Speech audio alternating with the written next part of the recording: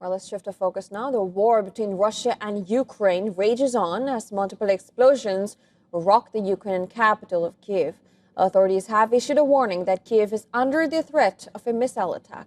The latest strike comes ahead of Ukrainian President Volodymyr Zelensky's planned meeting with U.S. President Donald Trump in Florida.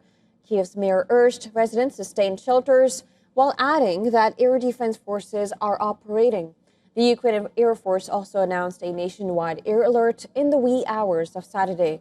While Kyiv came under heavy bombardment, Ukraine's second-largest city of Kyiv also got pounded by aerial strikes. At least 2 men have been killed and 8 others, including an infant, have been injured after a guided aerial missile struck one of the city's central roads.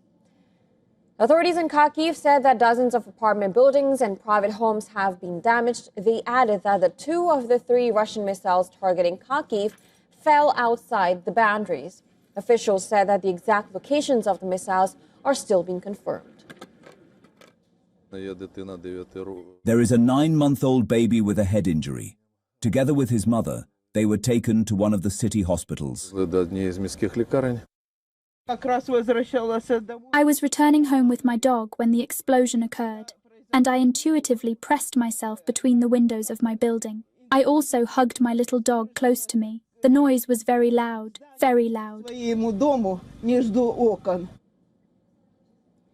Following the vicious attacks, Ukrainian President Volodymyr Zelensky said he held a staff meeting that focused on countering Russian Shahid drone strikes, expanding the country's drone line, and conducting deep strikes. Zelensky claimed that the equipment used for strikes against Ukraine have also been mounted on residential buildings. The Ukrainian president also warned Belarus of surrendering their sovereignty to Russia, while also condemning them for their absolute disregard for human life. In the midst of these strikes, Russia has accused Ukraine of trying to torpedo talks on a U.S. plan to end its military offensive. Moscow said that the 20-point peace plan presented by Kyiv is radically different to the one they negotiated with Washington.